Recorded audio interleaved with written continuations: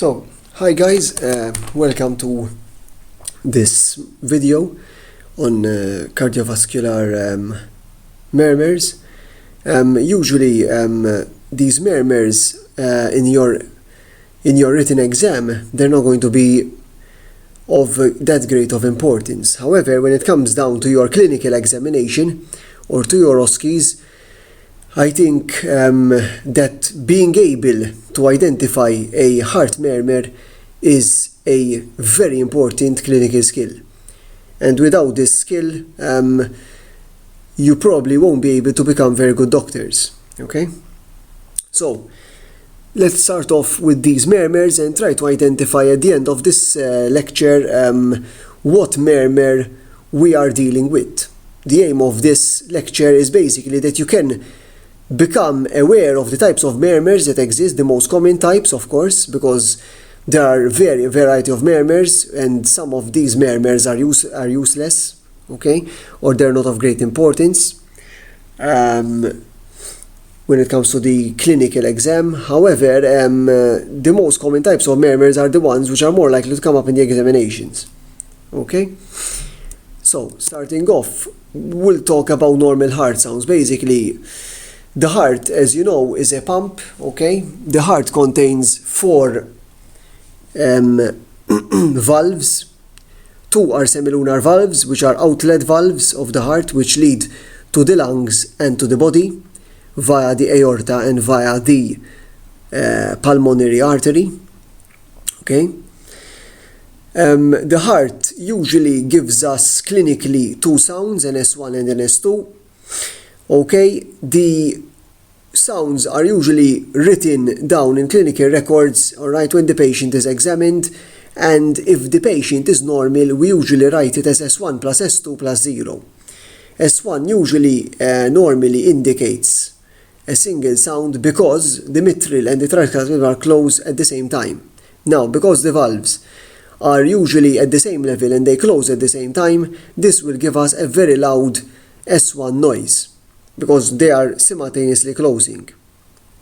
Clinically, the S1 corresponds to the pulse. Now, the S2, on the other hand, from your basic high school biology, is the closure of the semilunar valves, which includes the aortic and the pulmonary valves. Usually, apart from these sounds, if there is a pathology, alright, we might hear a murmur, or we might hear an extra sound called an S3 or an S4. Alright? These sounds, we might go over them at the later stages throughout the lecture. So, when we have a murmur, when we hear a sound in the chest, which is abnormal, we have to try and classify this noise we are hearing. Okay? The first thing we're going to do to classify this noise is the timing. Okay? Is this murmur systolic, is it diastolic, or is it continuous? Alright? Is the shape of the murmur indicates how the musical tone is going about. Okay? Is it a crescendo type of murmur or noise? Is it decrescendo, which is coming down in tone or volume or pitch? And is it pansystolic? Is it always the same or not? You also have to give importance to the location, alright? Because the location can tell us what type of valve is involved, being the mitral valve, the aortic valve, the tricuspid valve, or else the apex, which might be either the tricuspid or mitral, okay? In this case, I also forgot to include the pulmonary valve. So, how do we classify murmurs? Murmurs are classified according to a 6-point scale, alright? The 6-point scale over here. And they are classified as either being very faint, so they're very inaudible even when using a stethoscope, okay? They can be quiet, so in a quiet room you might hear it. It might be moderate, therefore you might hear it in a busy room, alright? With a couple of people around you, you might still hear the noise of this murmur. The murmur can be classified as being loud, very loud, or heard without a stethoscope. Alright?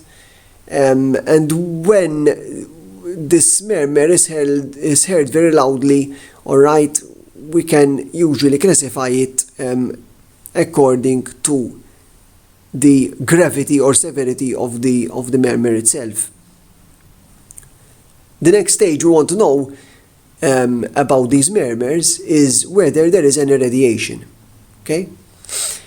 Now, radiation means that the noise produced by this murmur is going somewhere in the body. It radiates usually to the carotids, or it radiates usually to the axillary area.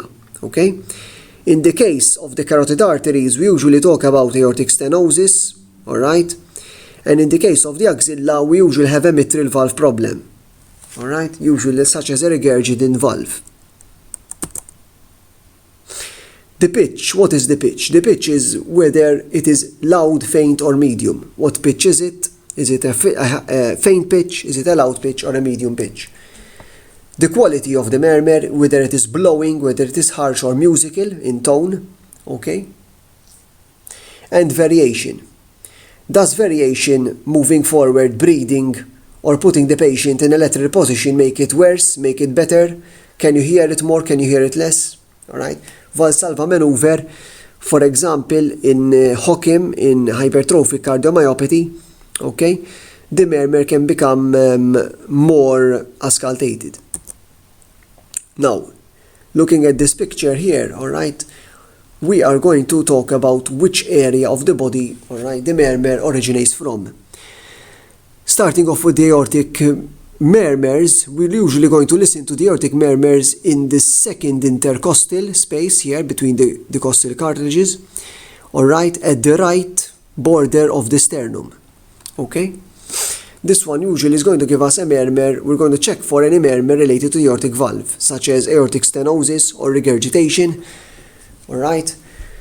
We clinically always use the angle of Lewis as a clinical landmark in order to go down the chest wall and check and find the second intercostal space. The pulmonic valve, on the other hand, is on the left sternal border, second intercostal space, and we're going to listen for any pulmonic stenosis or regurgitation.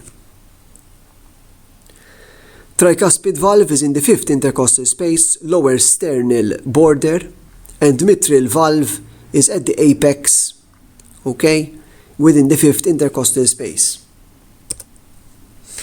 Murmurs are usually of two types, okay? There is a systolic form of murmur and a diastolic form. What does this mean? We know that the heart is a pump and the heart has two types of modulation, okay? It is either in systolic activity or it is in a diastolic activity. Diastolic activity is when the heart is relaxed, all right? While systolic activity is when the heart is squeezing or it is being contracted, okay? So any blood flow coming out of the heart is going to go through the valves, and these valves are going to give a sound, okay? Now, the two major valves which should be open in systole are the aortic and the pulmonary valves, whereby the blood is flowing into the aorta and into the lungs. So, in the case of systolic murmurs, we're going to have an aortic stenosis murmur, a mitral regurgitation, because the mitral valve, instead of becoming closed at this point in time, is regurgitating backwards. We have a tricuspid regurgitation, a pulmonary stenosis, all right, therefore similar to aortic stenosis. The valve here should be open, however, any hypertrophy of the valve leaflets results in a stenosis, and this causes a murmur. HOCM, and which is hypertrophic obstructive cardiomyopathy, and the ventricle septal defect. These are all systolic murmurs. The other type are diastolic murmurs. We have mitral stenosis, we have aortic regurgitation, and we have tricuspid stenosis. Okay? In diastole, the reverse happens and the aortic and the pulmonary valves are closed, whilst the mitral and tricuspids are open and they are filling up with blood, allowing blood to fill up the ventricles. Okay? Prior to systole. Mitral stenosis is therefore a diastolic problem because of the narrowing of the leaflets. There can be aortic regurgitation during diastole, and there can be a tricuspid stenosis.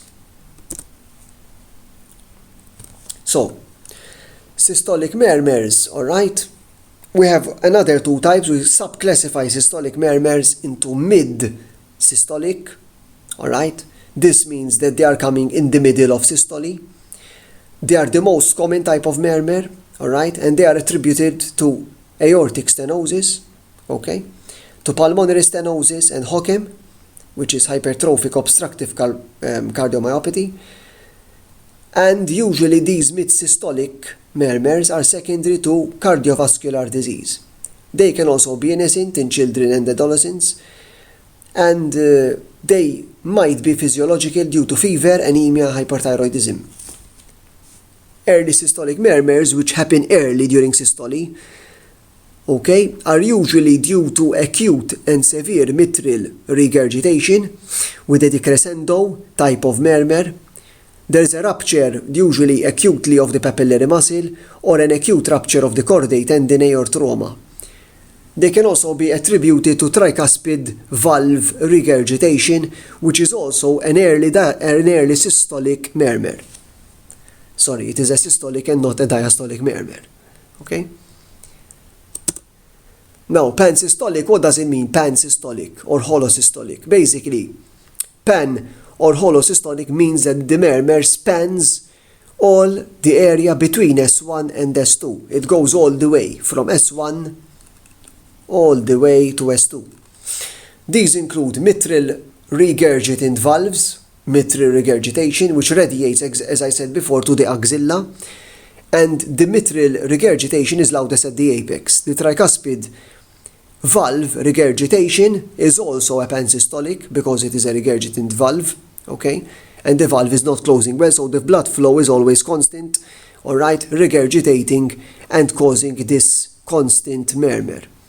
Whilst the VSD also has a pansystolic type of murmur because there is a permanent hole in the septum. Therefore, anything which is permanently dilated or as a whole presents with a pansystolic murmur. Now, diastolic murmurs are of two types, okay, as well. There is early decrescendo and rumbling diastolic. An early decrease in sound is due to the aortic valve regurgitation. As we see, as I drew over here, this diagram is a valve which is regurgitant, therefore it is wide and blood is coming in and out of the valve, as it is not competent. It is incompetent and therefore blood is flowing backwards, okay, into the ventricle. That is called an early decrescendo, alright, so the noise is going downwards. Whilst in this case we have a rumbling diastolic, okay? So during diastole we hear this rumbling noise of mitral valve stenosis. Okay, in this case the valve is very thick and the blood is finding it very hard to move through the valve, therefore it creates a mitral valve stenosis noise, which is a rumbling diastolic murmur. And this rumbling diastolic murmur is always a diastolic murmur, therefore mitral stenosis is a diastolic murmur, whilst aortic regurgitation is also a diastolic murmur, but it is a decrescendo. Other types of murmur include continuous and patent ductus arteriosus. PDA means patent ductus arteriosus, which can be observed in infants and pediatrics. Okay? Also, arteriovenous fistulas, right? Which can be seen in renal patients. So, how do you recognize this murmur? Step 1, you're going to obviously undergo a cardiac examination, full cardiovascular examination, especially when it comes to the OSCE stations. Step 1, you're going to go ahead and feel for the pulse, especially carotid pulse, because this one is more easily obtainable, and you're going to check for the systolic pulse. Step 2, identify the heartbeat with your stethoscope, okay? So you're going to auscultate the precordium, okay, and putting your stethoscope in the various areas we saw before, all right, which were over here, putting the stethoscope in the areas over here, we're going to auscultate the heart, okay, either being aortic, pulmonary, tricuspid, or mitral, all right, always holding down the patient's pulse. Now, this is part of the cardiovascular examination, and it can be reviewed in a separate video, alright? And there are loads of videos on YouTube where you can access a general cardiovascular examination. Listening to the valves, okay, you're going to listen for the S1 and the S2 in line with that pulse you're feeling. And step 5, the S1 relates again to the aortic and the pulmonary valves which are open, whilst the closure of the mitral and the tricuspid valves cause the S1 to be heard. Okay, and the S2, alright, the aortic and the pulmonary valves are closed, but the mitral, tricuspid are open. Therefore, stenosis is an opening problem, and the regurgitation is like the valve is vomiting. So, regurgitation, regurgitant, means to vomit or to lose some fluid out of the valve, okay? It's, in my opinion, it's as if the valve is regurgitating back the blood it had inside of it. Therefore, it's like as if the valve was vomiting, okay? What does this have to do with identifying the murmur or recognizing the murmur? Basically, when you're taking the pulse, okay, you're going to feel and listen for the S1, which is the mitral tricuspid closure. And you're going to check whether or not you hear a murmur in line with S1, okay, whether it is after S1 or whether it is after S2. If it is after S2, it is diastolic. If it is after S1, it is systolic, right? Where the mitral and the tricuspids are closed, and therefore most probably it is an aortic stenosis with S1, in line with S1, being systolic, or it is a regurgitation of one of the other valves, all right? And the reverse, again, is with the S2 and after S2, okay, as we will see later on in the slides. So a simple summary I try to draw here is how can you recognize a murmur, okay, and how can we identify this murmur, whether it is systolic or diastolic, okay? The first thing we're going to do is listen to the heart, okay, listen to the precordium, to the chest, right? Always taking in line, as I said before here, the presence of the pulse, all right, and when the S1 is and the S2 is, all right. If the S1 is before or after this murmur, or if the murmur is after or before the S2. So, is there a murmur? No. If there is no murmur, okay, you have no murmur. طيب. So, your cardiovascular examination is okay, it's good. Number 2, is there a murmur? Yes, there is. If there is a murmur, can it either be systolic murmur or is it a diastolic murmur? So, systolic murmurs, usually we're talking about stenosis, alright? We're talking about aortical pulmonary stenosis or regurgitant valves, which is in this case, the mitral and the tricuspid valve. Diastolic, we're talking about mitral and tricuspid valve stenosis and an aortic and a pulmonary regurgitation. These diagrams, sorry about the drawing, but these diagrams are showing basically a heart here in diastole and a contracted heart in systole. So the next slide, in this case, we're going to talk about aortic stenosis, all right? So aortic stenosis is a fairly common heart murmur or valve problem. It is common because of the aging population, and it is common because as we get older, our valves are more prone to becoming damaged by calcification, all right? Due to hypertension and due to other causes in the body, due to senile degeneration. The symptoms of aortic stenosis are usually chest pain and syncope. Therefore, the patient usually feels a form of chest pain and may lose consciousness and may have difficulty breathing. If you saw a patient presenting to hospital with aortic stenosis, which is undiagnosed, and the patient is fainting, she is old, she is an elderly woman of 85 years old, all right, and she has shortness of breath, an ECG, all right,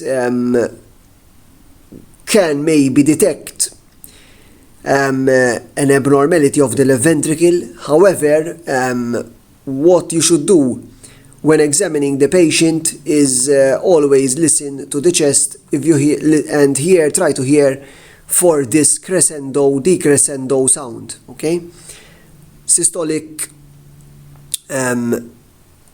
murmurs in the case of aortic stenosis will give you a sound between S1 and S2. Therefore, in systole, with a form of crescendo, decrescendo type of noise. Okay? This is the sound associated to aortic stenosis. Usually, when examining the patient, and we're going to examine their pulse, okay? Their pulse is slow rising, therefore their pulse, when you take the pulse in their hand, in the radial artery, the pulse takes time to rise and the volume is usually low. There is also a low systolic blood pressure. When you measure the blood pressure by ambulatory blood pressure monitoring, there is a narrow pulse pressure, therefore the difference in the pulse is narrow. There might be heaving observed in the chest and the apex is non-displaced. The systolic murmur is an ejection systolic present over the aortic area, which radiating to the carotids. Okay? Therefore, with our stethoscope during the cardiovascular examination, we will usually move from the aortic area and check the carotid area. Okay? Remember that a stenosis or a systolic murmur, like all other murmurs, is best heard when using the bell of the stethoscope. Okay? Usually the type of murmur is a soft murmur. Okay? It might be absent. There might be an absent S2, because when you're listening to this crescendo decrescendo murmur, you might not be able to listen to the S2. There might be an S4 if there is left ventricle dilation. Okay? The signs of left ventricle dysfunction, alright, usually occur at a later stage. Why is there left ventricle dysfunction? Because when the valve is incompetent, the aortic valve, blood is finding itself to get out of the heart in a very hard manner. So the valve is very stenosed, it is very small, and therefore blood, in order to go to the aorta, is very difficult. Therefore, the left ventricle, to compensate, becomes dilated, it hypertrophies, but eventually this compensation cannot go on any longer and it ends up in left ventricle dysfunction or failure. And eventually, if untreated, it goes into heart failure. So, the symptoms of aortic stenosis, and that's why it is a very problematic valvular problem, okay, is that they are present when the valve is already affected, okay. Usually 1/4 of the area of the normal area of the valve is affected, and the symptoms start to happen. Therefore, patients, when they age, they might not realize that they have aortic sclerosis, which is eventually causing aortic stenosis, until, alright, 1/4 of the valve is affected. The next type of murmur, which is also systolic, is a mitral regurgitation. Okay? Again, mitral regurgitation means the regurgitation of blood through the mitral valve. Okay? Therefore, the mitral valve is incompetent, alright? And blood is flowing from, okay, the ventricle back into the atrium. What causes this dysfunctional mitral valve? There can be previous valvotomy. Okay, therefore the valve might have some form of scar tissue. There can be endocarditis and acute MI, which might cause a dysfunction in the chordae tendineae. Okay, rheumatic fever, mitral valve prolapse. The left ventricle hypertrophy, okay, which happens in hypertension, for example, causes the leaflets to separate and become dilated, the left ventricle enlarges and causes a progressive heart failure. Acutely, as I said before, for example, after a post-myocardial infarction, a post-MI, the chordae tendineae may become ruptured, and these result in a dysfunctional, incompetent mitral valve. Alright? Possibly as a side effect of the mitral valve dysfunction, you might get atrial fibrillation or flutter. What are the symptoms of the patient presenting? The symptoms usually are dyspnea and fatigue, orthopnea and pulmonary edema. Okay? The pulmonary edema and the orthopnea and the fatigue are symptoms of heart failure. Signs include a displaced apex, there's an apical trill, there's a soft S1, you have an apical S3 if there is rapid ventricle filling. An S3, alright, if they ask you what type of additional heart sound would you hear, you would hear an S3 in mitral regurgitation. Alright? The type of murmur, usually a pansystolic murmur, as I drew it over here. The murmur spans between S1 and S2. Because the valve is incompetent, it is not closing well, and therefore blood is flowing consistently between S1 and S2 during systole. This is called, after S2 here we have diastole, okay? Also, very important, it is also important to look for signs of connective tissue disorder like Marfan's. Marfan's can make our valves less competent and therefore more likely to dilate. Less important than mitral regurgitation, but also important, is systolic. A systolic murmur, such as tricuspid regurgitation due to the failure of the right ventricle, possibly due to lung problems like fibrosis, alright, COPD, long-standing COPD, alright, and IV drug abuse, which causes an infection of the tricuspid valve, resulting in it becoming incompetent. The symptoms of tricuspid regurgitation include fatigue, there is a right-sided heart failure, HF, alright, there results, because of the right-sided heart failure, you get ascites, alright, liver pain with exercise, there may be a severe parasternal heave which can be felt, okay, over the precordium, and there is a huge JVP waveform which can be observed when the patient in the clinical exam you tell them you observe the JVP basically in the neck. It is tricuspid regurgitation is also a pansystolic murmur. It is also importantly augmented by inspiration. It is differentiated from mitral regurgitation by seeing if it is louder on inspiration, as we said before, the presence of a JVP, and a non-displaced apex.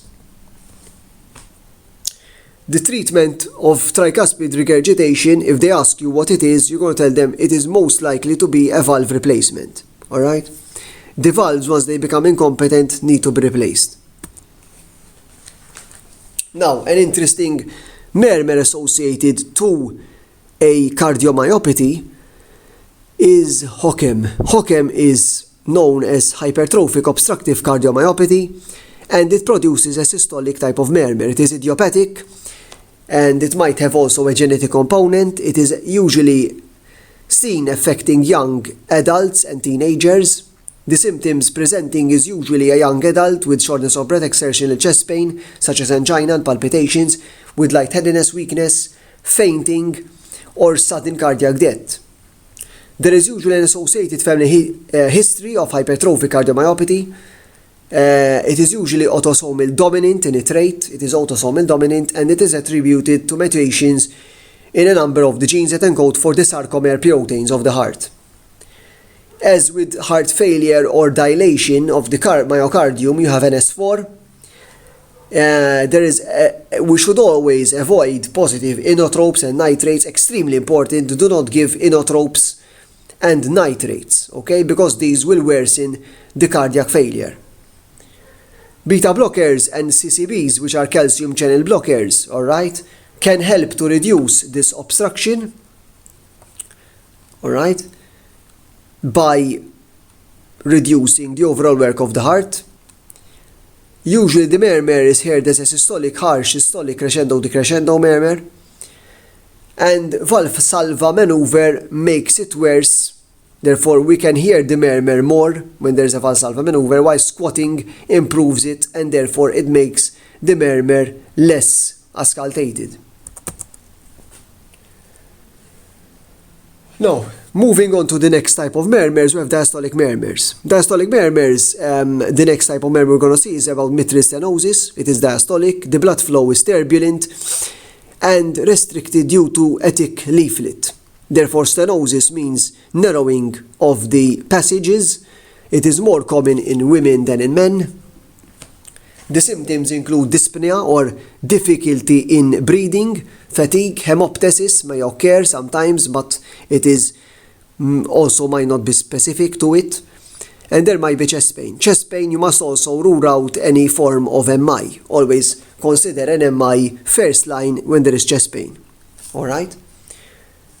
A typical sign you can see in the face of the patient is a malar flush, or what we call mitral facies, where the patient is flushed in the cheeks. Scars can be observed by looking at the chest wall, at the precordium for any thoracotoplasty, thoracotomy scars, or sternotomy scars. We can hear a tapping apex. We can see a tapping apex because the mitral valve is stenotic, and therefore usually the ventricle is enlarging and it is making our apex more visible. Therefore, we can see it as tapping. And there is a loud S1 because of the enhanced growth of our leaflets. Remember that this one is the closure of the mitral and tricuspid valves. All right? Murmur increases with exercise. When there is an exercise, this murmur becomes even more pronounced. And the signs are usually related to chronic heart failure, crepitations, edema, effusions, cough, chest pain, palpitations. Okay? There might be signs of endocarditis. Yes, previous infections, long-standing previous infections, for example, drug abuse or dental caries or dental problems, might be indicative of why we have this mitral problem or that causing a diastolic murmur. You can always hear this mitral stenosis in the lower left sternal angle or border.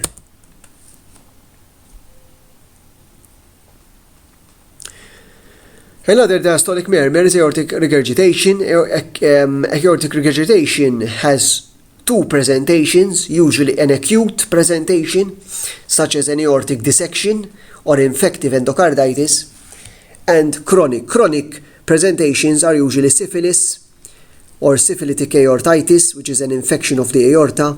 There is systemic chronic hypertension, which is damaging our aortic valves, making them incompetent, Marfan's ankylosing spondylitis, which is an autoimmune disease or a rheumatic disease. The symptoms are usually shortness of breath, dyspnea and palpitations. There is a large volume, a collapsing pulse, a wide pulse pressure, and we have a displaced apex due to the left ventricle becoming hypertrophied. There is an early diastolic murmur. It is early diastolic in nature, as we have seen before in the previous slides.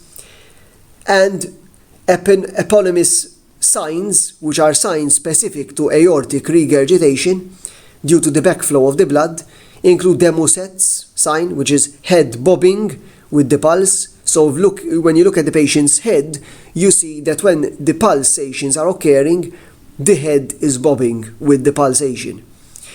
We also can observe in the fingernails, in the nail beds, Quincke sign, which is basically a change of color in relation to the pulses. The color becoming paler in relation to the pulsations. And another sign is Muller's. Again, signs which are seen in aortic regurgitation can be signs of cardiac failure, signs of endocarditis, signs of embolic complications. Alright, and therefore it is important that we prevent this with anticoagulation. And signs of connective tissue disease. Always look for signs of this connective tissue disease like Marfan's and exclude any form of autoimmune disease. summarizing the most common murmurs and the timing related to the pulse, we're going to talk about whether the murmur is pansystolic. Again, pansystolic murmurs tend to be regurgitant murmurs like MR or tricuspid regurgitations or FASD. Mid-systolic ejection murmurs, which are in the middle of systole, which tend to be AS, aortic stenosis or HOCM. Late systolic murmurs, which are more likely to be with mitral valve prolapse. Early diastole, where we have aortic regurgitation. And mild diastolic, where we have mitral valve stenosis, which produces a mid-diastolic murmur. Sorry, this is not mild, but mid-diastolic. For particular murmurs, we're going to review some points which might be interesting when related to treatment of heart murmurs. So the first off, we're going to start off with aortic stenosis. Okay, aortic stenosis, basically, we usually tend to prevent it, okay, from occurring. Now, although it occurs with aging, okay, it is also might be associated to an infective cause. Therefore, always during dental procedures, we tend to give dental prophylaxis with antibiotics, for example, coamoxiclav, okay? Eventually, with age, the aortic valve becomes so incompetent that we might have to replace it. It requires surgical management. Now, with regards to aortic regurgitation as well, as we saw before, aortic regurgitation usually occurs because of some either chronic hypertension or acute causes like a dissection, or else you might have, in the chronic conditions, you might have to give drugs which reduces or prevents or delays rather than prevents the occurrence of a severe form of aortic regurgitation. Aortic regurgitation most of the times requires surgical intervention. However, certain drugs may be given, okay, in order to reduce the overall complications of the condition. It is very important, as I noted here, that no beta blockers are to be used in aortic regurgitation. Aortic regurgitation is usually a true surgical emergency, all right, because it is associated to dissection of the aorta, especially under constant chronic hypertension or in patients with a chronic history of hypertension. Eventually, the walls give way and the heart, the leaflets tend to break up, resulting in a regurgitant dysfunctional valve. Drugs which might help in the treatment of aortic regurgitation include diuretics and vasodilators. These drugs remain the mainstay of treatment, okay? They are a drug of choice in order to relieve symptoms in patients with aortic regurg who are considered unsuitable for aortic valve replacement, usually due to associated comorbidities. Studies which I took note of from this link here, okay, from PubMed, the use of short-term vasodilator treatment, the medications which are called vasodilators, may be helpful in treating severe heart failure and severe left ventricle dysfunction in order to improve the hemodynamics and clinical condition before aortic valve replacement. Remember that aortic valve replacement is not a single. When we're operating for aortic valve replacement, we also have to look at the other comorbidities prior to the operation. So usually we go down to the pre-op, all right, which takes place a couple of weeks before the operation. We look at the patient as a whole, we look at the renal function because of the anesthetics, and we look at the overall heart function itself. Now remember that aortic regurgitation tends to cause eventually, under chronic conditions, a form of heart failure and also a left ventricle dysfunction because of the enlargement, all right, due to dysfunctional aortic valve. So, short-term vasodilator treatments, which tend to dilate the peripheral vasculature, tend to overall improve, all right, the hemodynamic condition. Now, hydralazine, we don't like to use hydralazine because it has more side effects compared to nifedipine. And of importance, it is important to appreciate that the goal of protecting the left ventricle in severe aortic regurgitation depends on reducing the afterload mismatch. Alright? How do we do this? By reducing the systolic blood pressure. Okay? The dose of whichever drug is chosen, okay? In this case, this is a reference, don't bother about it.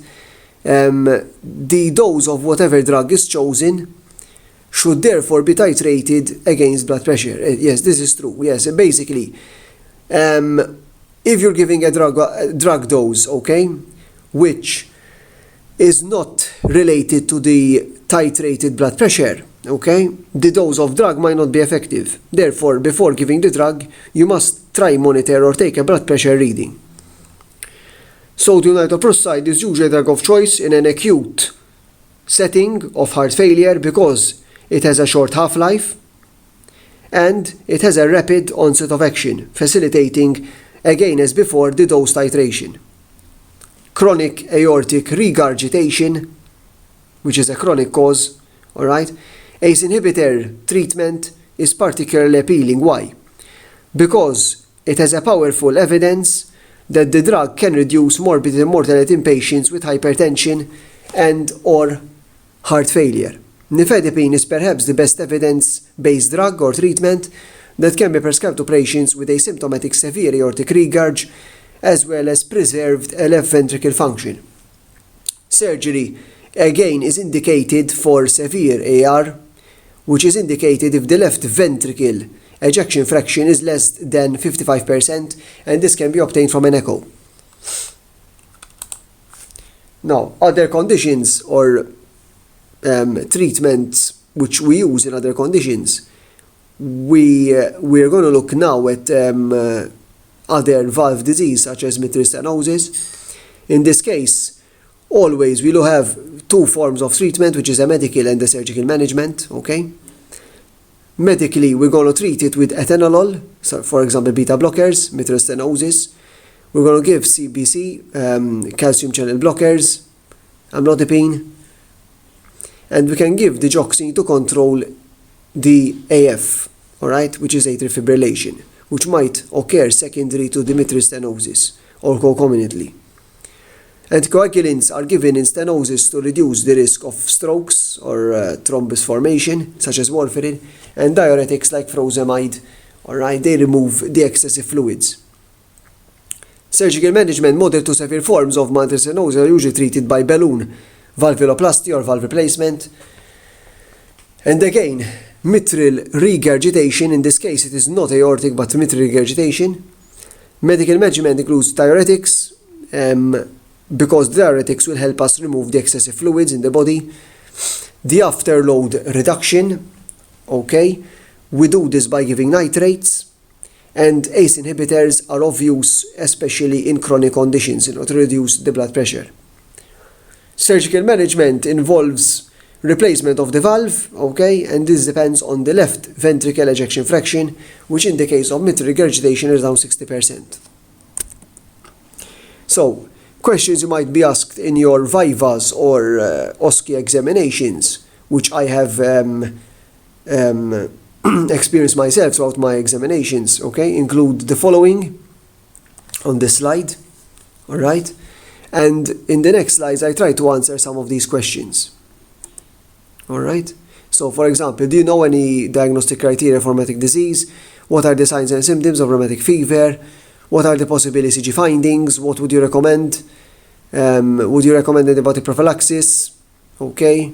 What are the indicators of surgery? How would you differentiate between aortic sclerosis and stenosis? Okay. What are the indications of surgery in aortic stenosis? What are the causes of tricuspid regurg? How might you approach the management of a patient? And describe ECG change associated with each cardiomyopathies. Okay, so a lot of these questions we might not go into much details. However, I'll give you a brief overview of some of the more common type of questions you might get. For example, in this case, we're talking about rheumatic fever. Rheumatic fever, you can diagnose rheumatic fever via Jones criteria. Remember, rheumatic fever is an infection, okay? It's an infection, it has an infective component, and the major and minor criteria are diagnostic of this condition. Now, diagnosis of rheumatic heart disease is made with a history of recent streptococcal infection. So, the history of a recent infection by streptococci, all right, is a diagnostic criterion. Okay, and you must also have the presence of two major one major and two minor criteria. Okay, so when we say major criteria, you have joints, the heart condition, a carditis or valve damage, nodules, erythema migratorium, which is a dermatological condition, all right? It is basically a painless rash which is dermatological in nature, and Sydenham chorea, okay, which are basically a movement disorder. Minor criteria, we have the acronym PEACH here, previous rheumatic fever, ECG, with a PR prolongation, arthralgia, CRP, and DSR, which are blood tests which might be elevated, and elevated temperature, of course, fever. These are minor criteria, so in order for us to have rheumatic fever, we must have two of this and one of these, or else two major criteria. Either one major with two minor, okay, or else we have two major, okay, on their own, and a history of streptococcal infection. Symptoms and signs. Usually the symptoms and signs related to rheumatic fever include fever, painful joints, fatigue, murmurs, erythema migratorium, CRP, and DSR. Answers for two. So another question, all right, ECG findings of mitral regurgitation. What are the ECG findings? ECG findings on ECG, you might see ischemia or an infarction because of the mitral regurgitation in the inferior or the posterior leads. This presents when an acute mitral regurgitation is due to papillary muscle rupture, usually associated to an MI. Chronic mitral valve regurg, you will get left ventricle dilation and hypertrophy, which are observed with an increased QRS, all right, and the ST or T wave change. Left atrium enlargement, which is the enlargement of the left atrium, is usually a chronic condition due to chronic mitral valve regurg producing a negative P wave in the lead V1, so look always at lead V1 on your ECG, and a wide notched P wave on 2, 3 and AVF called the P mitrale, which is specific for mitral regurgitation. Okay? Atrial fibrillation may be observed in the late stages. Looking at a strip here of the ECG, it is lead number 2. The P wave over here is a pivot P wave, okay? It looks like a saddle, all right? We have another one over here, and it is very long, okay? This is called a P mitrale. It is a pivot form of P wave, all right, associated to mitral regurgitation. The chest X-ray is another diagnostic test you can use in order to look at the heart. The heart is enlarged due to the failure of the heart, okay? And then echo, okay, showing the blood flow to the regurgitant valve. Echo stands echocardiography. Okay? Aortic stenosis versus sclerosis. What is the difference between sclerosis and stenosis? Sclerosis is the process of how the disease occurs. Okay? This is a sclerosed valve over here. It's hard and it's calcified. It is a calcification and thickening of the trileaflet valve. Aortic stenosis is a narrowing of the valve, a physical narrowing. Therefore, stenosis means narrow area, and this restricts the blood flow, okay, in the valve, resulting in a murmur. So usually sclerosis is not symptomatic, while stenosis is more symptomatic, as we have a restricted blood flow. What are indications for surgery?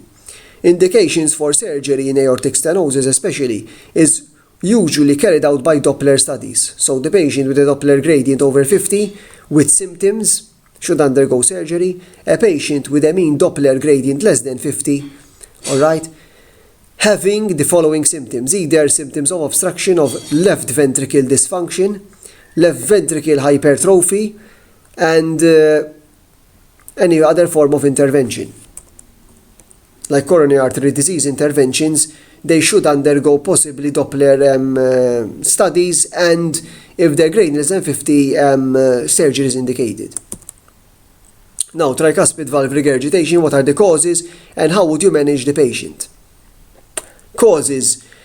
The tricuspid valve, usually the right ventricle dilates, okay? The tricuspid valve becomes incompetent, and mostly it occurs due to chronic lung disease like COPD, drug abuse, for example, IV drug abusers, because they end up with vegetations in the valve, all right? And this eventually tends to destroy our valve. The treatment for tricuspid valve regurgitation, unfortunately, abuse, for example, IV drug abusers, because they end up with vegetations in the valve, all right? And this eventually tends to destroy our valve. The treatment for tricuspid, usually the treatment is surgical intervention, okay?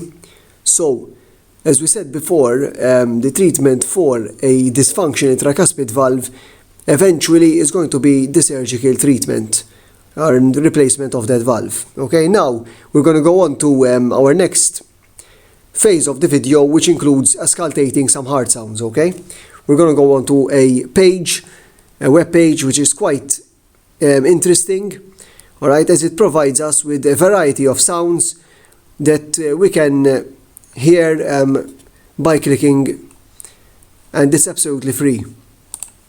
Okay, so coming over to this page, all right, which is a free page. It's found on Google, okay, Google Chrome. You can search for it on Google.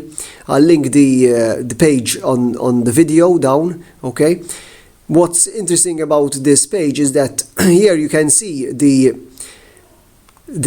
boxes with the sounds you can listen to. Okay, each box has an S1 and an S2, telling you whether or not it is whether it is single. For example, in this case is S1 with S2, and it's a normal sound. Okay, it's whether it's split, whether it's mid-systolic click. Okay, for example, mitral valve prolapse. It can tell you the area of the body. For example, in this case, we're examining the apex area. In this case, we're examining the apex area when the patient is on his left decubitus position, listening with the bell. What would you hear with the bell of the stethoscope? And, for example, in this case, the aortic area and the pulmonary area. Okay? Going on to auscultate the precordium, we're going to start off with a normal heart sound. Okay? In this case, we're going to listen to an S1, S2 heart sound.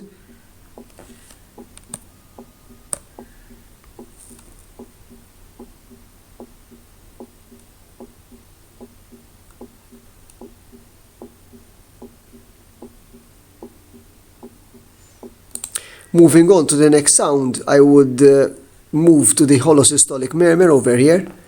As you see, as I explained before, a holosystolic murmur usually occurs between the S1 and the S2, and it is a regular, okay, murmur which spans the entire section of systole. All right. In this case, it is a murmur caused by classical mitral regurgitation or a ventricle septal defect. It is heard along the border of the left sternal border, and we can go ahead and listen to the sound.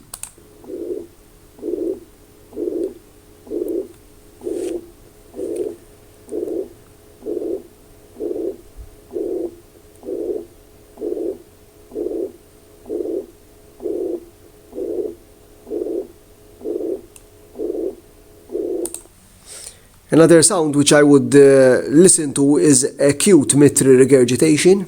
In this case, it is a decrescendo type of murmur after S1. It's also systolic, as we can see here. So we can just go ahead and click.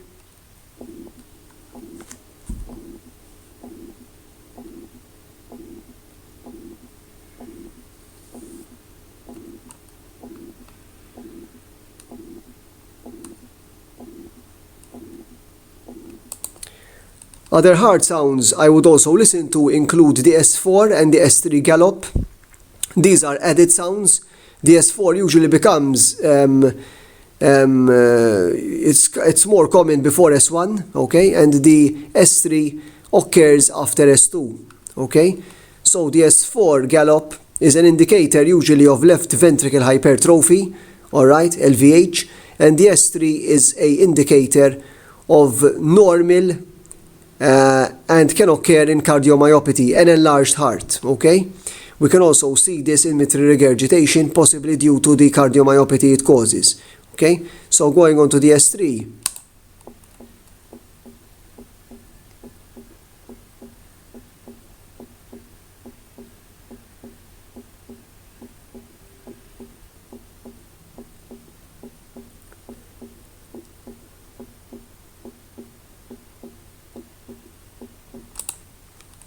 That was the S3 murmur. Now going on to the S4 murmur by clicking this box.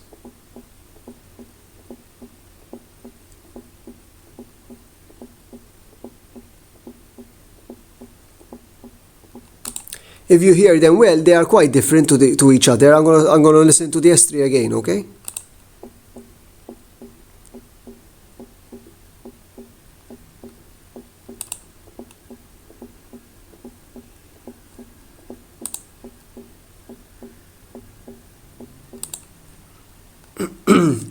Next one, we can listen to dilated cardiomyopathy with mitral regurgitation. As I said before, mitral regurgitation can cause also dilated cardiomyopathy.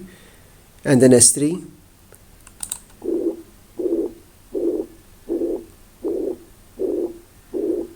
The most prominent sound in this case is the pansystolic murmur, and here we have a mitral stenosis.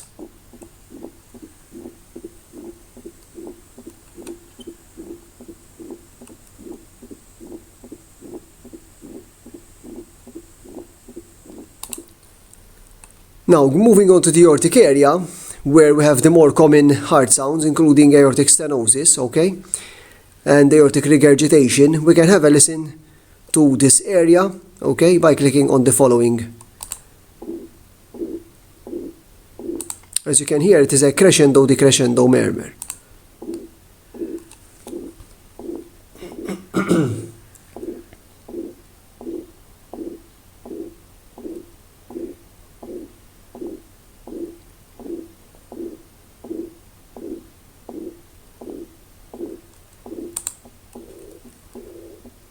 The next one will be aortic regurgitation, and listen to the sound well. It occurs usually after S2 in a decrescendo manner.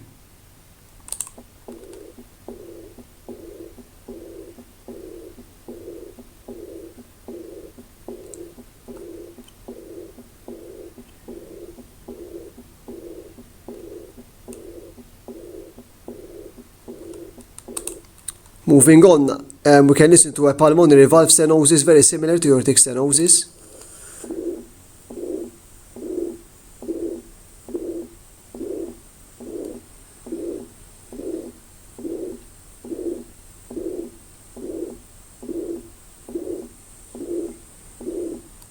Again, this is an ejection systolic murmur, and another ejection systolic murmur with persistent splitting of the S2, alright, is an atrioceptive defect.